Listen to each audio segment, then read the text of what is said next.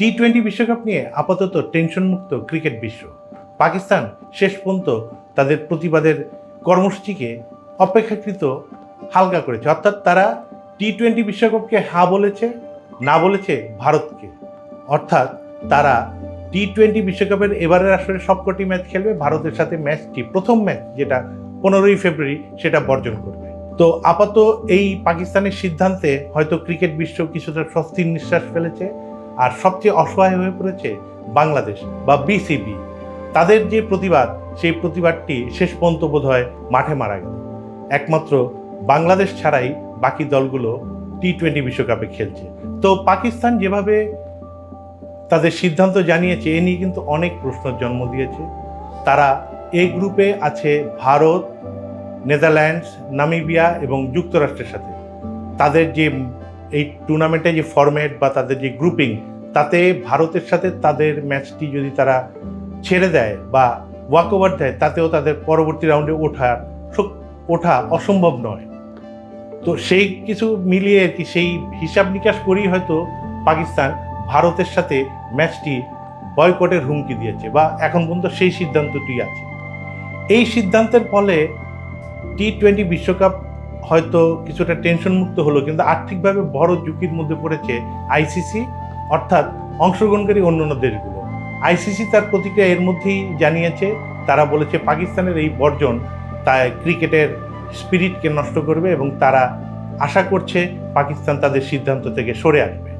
না হয় তাতে আইসিসির বিশাল আর্থিক ক্ষতি হবে, যেটা সব আইসিসির সদস্য রাষ্ট্রকে বিপদে ফেলবে, আর্থিকভাবে বিপদে ফেলবে। কারণ আপনারা জানেন যে টিভি রাইটস এবং অন্যান্য অ্যাপসের মাধ্যমে যে এই ম্যাচটি প্রচারিত হবে এবং যে স্পন্সরশিপের মাধ্যমে যে অনেক টাকা পাওয়া যাবে, পাকিস্তান ভারত ম্যাচটি না হলে হয়তো আইসিসির ইনকাম বা এই টুর্নামেন্ট থেকে তাদের উপার্জন হয়তো 20-30% পর্যন্ত কমে যেতে পারে। তো সে ব্যাপারে আইসিসি হয়তো বিপদে পড়বে, তার একটা বড় অংশ তুলে নেবে পাকিস্তান এবং বাংলাদেশের জরিমানার মাধ্যমে। কারণ বাংলাদেশ এবং পাকিস্তান, বাংলাদেশ তো পুরো টুর্নামেন্টেই বয়কট করলো, পাকিস্তান বয়কট করবে ভারতের ম্যাচ।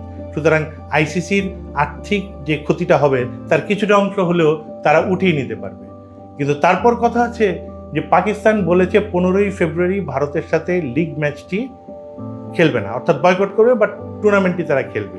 এবং এখানে একটা বিষয় আছে, ভারতের জন্য একটা বিষয় আইসিসি ক্লারিফাই করেছে, সেটা হলো গিয়ে 15ই ফেব্রুয়ারি যদি ম্যাচটি না খেলে পাকিস্তান, ভারতকে শ্রীলঙ্কায় যেতে হবে, শ্রীলঙ্কায় অনুশীলন করতে হবে এবং প্রি ম্যাচ প্রেস কনফারেন্সে তাদের অ্যাটেন্ড করতে হবে। অর্থাৎ ভারতকে শ্রীলঙ্কায় যেতে হবে এবং ম্যাচের প্রস্তুতি নিয়ে রাখতে হবে, এবং সেটাই যদি রাখে এবং টস সেশনে তাদের উপস্থিত থাকতে হবে, টস না হলে উপস্থিত থাকতে হবে, এবং সেক্ষেত্রে তারা হয়তো 2 পয়েন্ট পাবে। আর না হলে ভারত যদি সেই টুর্নামেন্ট খেলতে পাকিস্তান বয়কট করছে ভেবে যদি শ্রীলঙ্কা না যায়, তাহলে কিন্তু ভারত এবং পাকিস্তানের ম্যাচটি ফরফিট হয়ে যাবে, অর্থাৎ পয়েন্ট ভাগও হতে পারে আর কি, 1 পয়েন্ট হয়ে যাবে, তাতে পাকিস্তানের লাভ। তো আশা করা যায় ভারত ম্যাচটি হোক বা না হোক, তারা শ্রীলঙ্কায় পাকিস্তানের সাথে ম্যাচটি খেলার জন্য যাবে, অনুশীলন করবে, প্রেস কনফারেন্সে অ্যাটেন্ড করবে এবং ফর্মালিটিসগুলো পূরণ করবে। তো এখন পাকিস্তান গ্রুপ পর্বের ম্যাচটি তারা বয়কট করছে।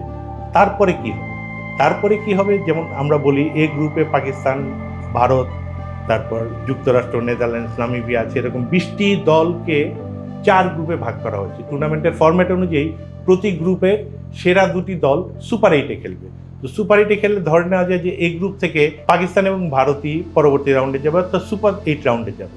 তো সুপার 8 রাউন্ডের মধ্যে থেকে সেরা 4 দল সেমিফাইনাল খেলবে, তারপর ফাইনাল। তো পাকিস্তানের সাথে ভারতের লিগ ম্যাচটি হলো না, সেমিফাইনাল বা ফাইনালে নিশ্চয়ই ভারত পাকিস্তানের দেখা হতে পারে। তাহলে কি হবে? এ নিয়ে কিন্তু সাবেক ক্রিকেটার, যারা সেরা ক্রিকেটার, তারা কিন্তু বেশ প্রশ্ন তুলেছে এখনই, যে পাকিস্তান যদি সব ম্যাচই খেলে তাহলে ওই ম্যাচটি না খেললে সেমিফাইনাল ফাইনাল খেলবে কিনা, বা সেমিফাইনাল বা ফাইনালে ভারতকে ওয়াক ওভার দেবে কিনা, সেটা দেখার বিষয়। আমরা দেখব। এবং সাবেক খেলোয়াড়দের যারা স্টেটমেন্ট দিয়েছে, কেভিন পিটারসন, তারপর অশ্বিন, রশিদ লতিফ, তাদের মতোই আমরা বলতে চাই যে আমরা দেখার অপেক্ষা আছি। পরের ভারত পাকিস্তান হয়তো লিগ ম্যাচটি তারা খেলবে না, সেমিফাইনাল ফাইনাল হলে কি হবে, এবং সেক্ষেত্রে যদি ভারত পাকিস্তান ম্যাচ হয় তাহলে কি হবে।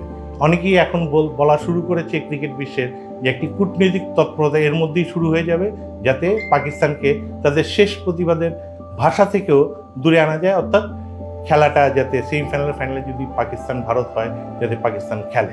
তো দেখা যাক, আমরা তাকিয়ে থাকবো একটি চমৎকার বিশ্বকাপের দিকে। যদিও বাংলাদেশ এই বিশ্বকাপে নেই, সবচেয়ে ক্ষতিগ্রস্ত হলো বাংলাদেশ, তাদের পাশে আসলেই কেউ রইল না। ভোটে তাদের পাকিস্তান দিলেও, মৌখিক সহানুভূতি জানালেও আসল জায়গায় কিন্তু পাকিস্তান বাংলাদেশের পাশে দাঁড়ালো না, বাংলাদেশ একা হয়ে গেল এবং এই একাকিত্বের মধ্যেই প্রথমবারের মতো টি-20 বিশ্বকাপে নেই আমাদের বাংলাদেশ।